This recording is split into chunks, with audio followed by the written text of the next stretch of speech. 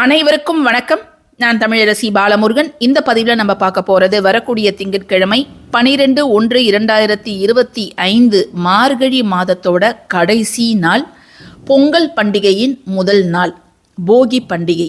இந்த போகி அப்படின்னாலே பழையன கழிதலும் புதியன புகுதலும் அப்படிங்கிற அந்த ஒரு வாக்கியம் தாங்க நம்ம ஞாபகத்துக்கு வரும்.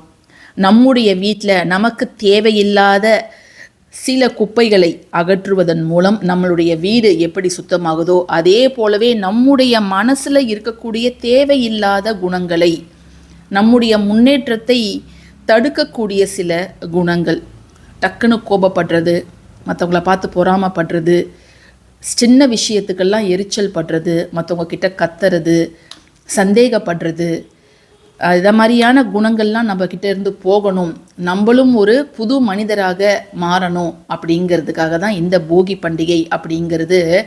ஒவ்வொரு அந்த மார்கழி மாதத்தோட கடைசி நாள் நம்ம இதை கொண்டாடுறோம். பொங்கல் பண்டிகை 4 நாட்கள் நடக்கும். அதில் முதல் நாள் போகி அப்படின்னு சொல்லப்படுறாங்க.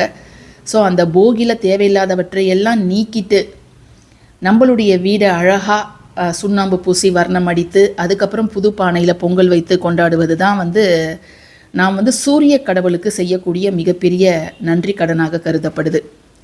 அது மட்டும் இல்லாமல் பயிர்கள் செழித்து வாழணும் அப்படிங்கிறதுக்காக சூரியனுக்கும், நல்ல மழை பொழியணும் அப்படிங்கிறதுக்காக இந்திரனுக்கும் நம்முடைய நன்றியை தெரிவிக்கும் விதமாக இந்த நாள், அதாவது இந்த பண்டிகை அப்படிங்கிறது அமையுது.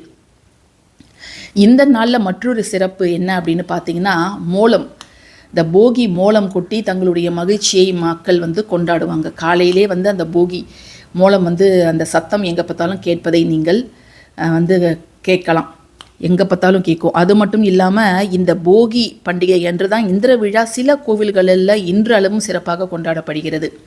ஏன்னா போகி அப்படிங்கிற வார்த்தை எதிலிருந்து வந்தது அப்படின்னு பார்த்தீங்கன்னா, போகம். போகம் என்றால் மகிழ்ச்சி, முப்போகமும் விளையணும் பூமி அப்படின்னு சொல்லுவோம் இல்லையா. ஸோ அந்த மகிழ்ச்சிக்கு சொந்தக்காரர் யார் அப்படின்னு பார்த்தீங்கன்னா இந்திரன். இந்திரன் ஒரு முறை ரொம்ப கர்வம் கொண்டிருந்தார். தன்னால் மட்டும்தான் விவசாய தொழில் நன்றாக நடக்குது, தான் மழை பெய்ய வைக்கிறதால மட்டும்தான் விவசாய தொழில் நன்றாக நடக்குது அப்படின்னு ரொம்ப கர்வத்தில் இருந்தார். அதை அடக்க நினைத்த கிருஷ்ணர் பகவான் என்ன பண்ணாருன்னா, மக்களை இந்திரனை வழிபடுவதை தவிர்த்துட்டு நீங்கள் கோவர்தன மலையை வழிபடுங்க அப்படின்னு அவங்களுடைய பக்தியை இந்த பக்கம் திருப்பினார். கோவப்பட்ட இந்திரன் தொடர்ந்து 7 நாட்கள் பெரிய மழை, சாதாரண மழை கிடையாது, அவ்வளோ பெரிய மழையை பெய்ய வச்சார்.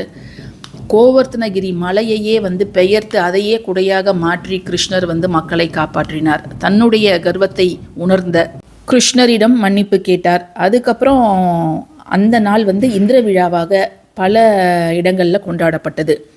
அது மட்டும் இல்லாமல் போகி என்று நிலைவாசலில் சில பேர் காப்பு கட்டுவாங்க. அந்த காப்பு கட்டுவதன் மூலம் தீய சக்திகள் எல்லாம் வெளியில் போயிடும், நல்ல சக்திகள் நம்ம வீட்டிலேயே இருக்கணும் அப்படிங்கிறதுக்காக அந்த காப்பு கட்டுவாங்க. அந்த காப்பு கட்டுறதுல வேப்பம்பூ, வேப்ப இலைகள், தும்பை, பூலாம்பூ, ஆவாரம்பூ, கருந்துளசி இதெல்லாம் நிலைவாசலில் கட்டி வைப்பது அப்படிங்கிறது ரொம்ப விசேஷமாக கருதப்படுது. சில பேர் கிராமப்புறங்களில் இன்றளவும் அதை ஃபாலோ பண்ணிட்டு தான் இருக்கிறாங்க. நகர்ப்புறங்கள்லேயும் இப்போ இந்த பெரிய மார்க்கெட்லாம் அந்த பூக்கள்லாம் முன்னாடி நாளே விற்கிறாங்க. ஸோ நம்ம நிலைவாசலில் அதை சொருகி வைப்பது அப்படிங்கிறது ரொம்ப நல்லது. இப்போது நம்ம அவசியம் போகி அன்னைக்கு சில விஷயங்களை, சில பொருட்களை எரிய வைக்கணும். அதுவும் காலையில் 4லேருந்து 5:30 மணிக்குள்ளார சூரிய உதயத்திற்கு முன்பு வேண்டாத பொருட்களை நம்ம வீட்டுக்கு முன்னாடி போட்டு எரிப்பதன் மூலம் அது ஒரு திருஷ்டி கழிப்பு மாதிரி இருக்கும். நம்ம இந்த ஆண்டில் முன்னாடிலாம் தமிழ் வருஷம் தை மாதம் தானே தொடங்கும். அந்த ஆண்டு முடியும் போது நம்மை பிடித்த தீய சக்திகள், திருஷ்டி எல்லாமே நெருப்போடு நெருப்பாக போகட்டும் அப்படிங்கிறதுக்காக இதை செஞ்சிட்டு இருந்தாங்க. ஸோ அதை மாதிரி நம்ம போட்டு எரிக்க வேண்டிய 3 முக்கியமான பொருட்கள் என்ன அப்படிங்கிறத இப்போ நம்ம பார்க்கலாங்க. முதல் முக்கியமான விஷயம், நம்ம நெருப்பில் போட்டு எரிக்க வேண்டியது என்ன அப்படின்னு பார்த்திங்கன்னா, நம்ம வீட்டில் தேவையில்லாத பயன்படுத்தாத புத்தகங்கள் ஏதாவது இருக்கும் பட்சத்தில், ரொம்ப கிழிச்சலாக இருக்குது, இதை பேப்பர்காரங்கிட்டையும் என்னால் போட முடியல, மற்றவங்கக்கிட்ட உபயோகப்படுத்தவும் என்னால் தர முடியல அப்படிங்கிற மாதிரி சில புத்தகங்கள் இருந்துச்சுன்னா அதை நீங்கள் தாராளமாக நெருப்பில் போட்டு எரிக்கலாம். அதே மாதிரி தேவைப்படாத பழைய ஒரு 10 வருஷத்துக்கு முன்னாடி இருக்கக்கூடிய ஃபைலு, பில்லு, மெடிக்கல் ரெக்கார்டெல்லாம் சேர்த்து வச்சுருப்போம். அது இப்போ சுத்தமாக நமக்கு தேவையே இருக்காது. யூஸ் ஆகும்னு நம்ம சேர்த்து வச்சுருப்போம். அதெல்லாம் நீங்கள் வந்து டிஸ்போஸ் பண்ணிடலாம்.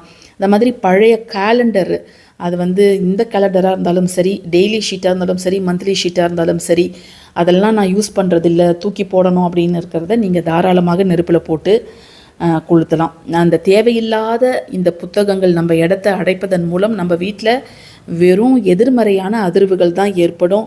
ஸோ இதை மாதிரி அட்டைகள்லாம் இருந்துச்சுன்னா நீங்கள் தாராளமாக அதை கொளுத்திடலாம். இப்போது இந்த போகி வந்து எல்லார் வீட்லேயும் அதை வந்து போட்டு எரிக்கிறது கிடையாது. ஒரு தெருவில் பார்த்திங்கன்னா 2-3 வீட்டில் அதை மாதிரி பண்ணுவாங்க. அந்த நெருப்பில் கூட நம்ம போய் போட்டு எரிக்கலாம். அந்த காலத்துலலாம் ஃபுல்லாக அவங்க பயன்படுத்திட்டு அந்த பாய், மரம், தொடப்பம் இதெல்லாம் வந்து கூடை அதெல்லாம் பிஞ்சு போயிருக்கும். அதெல்லாம் வந்து இதில் போட்டு எரிச்சிடுவாங்க. அந்த காலத்தில் வந்து ஓலைச்சுவடிகள் தான் இருந்துச்சு. இப்போ தான் வந்து பேப்பரு நிறைய புக்ஸு அதை மாதிரிலாம் இருக்குது. ஸோ இதை வந்து நீங்கள் தாராளமாக தேவையில்லாதவற்றை நெருப்பில் போட்டு எரிக்கலாங்க. இரண்டாவது மிக முக்கியமான விஷயம் நம்ம எரிக்க வேண்டியது என்ன அப்படின்னு பார்த்தீங்கன்னா, கிழிந்த ஆடைகள்ங்க. சில துணிகளே வந்து ரொம்ப மக்கி போயிருக்கும். நம்ம அதை தைச்சாலும் திரும்ப திரும்ப கிழிஞ்சிக்கிட்டே தான் இருக்கும். ஸோ அப்படியான ஆடைகளை நம்ம உடுத்தவே கூடாது. அதை வந்து நம்ம தீயில போட்டு எரிச்சிடலாம். சில பழைய துணிகள் நமக்கு சைஸு பத்தாமல் போயிடுச்சு அப்படின்னா அதை வந்து மற்றவர்களுக்கு நம்ம கொடுக்கலாம். ஆனால் அதை கொடுப்பதற்கு முன்பு நீங்கள் வந்து அதை நல்லா துவைச்சிட்டு உப்பு தண்ணியில் அந்த பண்ணும்போதே உப்பு தண்ணியில் ஊற வச்சுட்டு அந்த நம்மளுடைய அதிர்வுகள் எல்லாத்தையும் நீக்கிட்டு அதை மற்றவங்களுக்கு நீங்கள் தாராளமாக தரலாம். நம்ம போட்டிருந்ததை அப்படியே வாஷ் பண்ணாமல் மற்றவங்களுக்கு எக்காரணத்தை கொண்டும் தரக்கூடாது. கிழிந்த ஆடைகள், அதுக்கப்புறம் மிதியடிகள், கர்டைன்ஸ் ஏதாவது கிழிஞ்சு போயிருக்குது, அதுக்கப்புறம் கார்பெட்ஸு, முக்கியமாக சமையலறையில் நம்ம பயன்படுத்தக்கூடிய கறி துணிகள், இவை எல்லாத்தையும் நம்ம சாஸ்திரத்துக்கு ஒன்றாவது நம்ம அந்த நெருப்பில் போட்டு கொளுத்தணும். சில பேரெல்லாம் ரொம்ப உடல் சம்மந்தப்பட்ட நோய்களால் கஷ்டப்படுவாங்க. அவங்கெல்லாம் அவங்களுடைய உடைகள், பழைய உடைகளை வந்து நம்ம நெருப்பில் போட்டு கொளுத்தும் போது அந்த ஏதாவது திருஷ்டி அதை மாதிரியான விஷயங்கள்லாம் சுத்தமாக அடியோடு நீங்கிடும். அவங்களுக்கும் உடல் நலம் வந்து கொஞ்சம் நல்லா முன்னேற்றம் அடையும். அதனால் எல்லாருமே வீட்டில் இருக்கிறவங்க எல்லாருமே அவங்களுடைய பழைய துணி ஏதாவது ஒன்றத்தை சாஸ்திரத்துக்காவது நம்ம அந்த எரியிற நெருப்பில் போட்டு நம்ம கொளுத்தணும். அது வந்து அவசியம், எல்லாருமே செய்யுங்க. அதே போல் இன்னும் ரொம்ப முக்கியமானது, அந்த மிதியடிலாம் வந்து கொஞ்சம் கிழிஞ்சது அதையே திரும்ப திரும்ப திரும்ப திரும்ப பயன்படுத்துவாங்க. அப்படி நம்ம பயன்படுத்தவே கூடாது. நல்ல நிலையில் இருக்கக்கூடிய மிதியடியை மட்டும் நீங்கள் வச்சுக்கோங்க. மீதி எல்லாத்தையும் நம்ம போட்டுடலாம். இன்கேஸ் கோணி பைன்னு சொல்லுவாங்க இல்லையா, சாக்கு, அது ரொம்ப நஞ்சு போய் இருந்துச்சுன்னா அதையும் நம்ம அந்த தீயில போட்டு எரிப்பது அப்படிங்கிறது நல்லதுங்க. மூன்றாவது முக்கியமான பொருள் என்ன அப்படின்னு பார்த்தீங்கன்னா, நம்ம வீடை சுத்தப்படுத்த நாம் பயன்படுத்தக்கூடிய இந்த மாதிரி சீமாறு, விளக்குமாறுன்னு சொல்லுவோம்ல, தொடப்பம், அதுக்கப்புறம் நம்ம அந்த காலத்தில் பயன்படுத்தப்பட்ட கூடை, முறம், ஒட்டடை குச்சி, இதெல்லாம் வந்து நம்ம பிஞ்சு போயிடுச்சுன்னா நம்ம அதை நெருப்பில் போட்டு எரிச்சிடலாங்க. ஆனால் பிளாஸ்டிக்கில் செய்யப்பட்ட எந்த ஒரு பொருளையும் நீங்கள் தயவு செஞ்சு நெருப்பில் போடாதீங்க.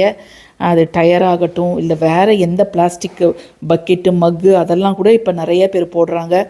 அன்றைக்கி காலையில் எழுந்து நம்ம பார்த்தாலே அந்த பிளாஸ்டிக் ஸ்மெல் காற்றுல கலந்தால் ஒரு மாதிரி இருக்கும். அது கருகனா அந்த ஸ்மெல்லு தான் வருது. அது வந்து ரொம்ப ரொம்ப காற்றை வந்து மாசுபடுத்தும். ஸோ அதை பயன்படுத்தாதீங்க. அதை வந்து நெருப்புலையும் எரிக்காதீங்க. இதை மாதிரி இயற்கையோடு இருக்கக்கூடிய பொருட்களை நம்ம போட்டு கொளுத்துவது ரொம்ப ரொம்ப நல்லது அன்றைய தினம். குறிப்பாக நம்முடைய பழைய ஆடைகளை நிச்சயமாக ஒன்றாவது நம்ம அந்த நெருப்பில் போடணுங்க. இந்த பதிவு உங்களுக்கு பயனுள்ளதாக இருக்கும்னு நான் நினைக்கிறேன். பயனுள்ளதாக இருந்துச்சுன்னா கட்டாயமாக லைக் பண்ணுங்கள், ஷேர் பண்ணுங்கள், நம்ம சேனலுக்கு சப்ஸ்கிரைப் பண்ணுங்கள். தேங்க்யூ ஃபார் வாட்சிங் திஸ் வீடியோ. நன்றி.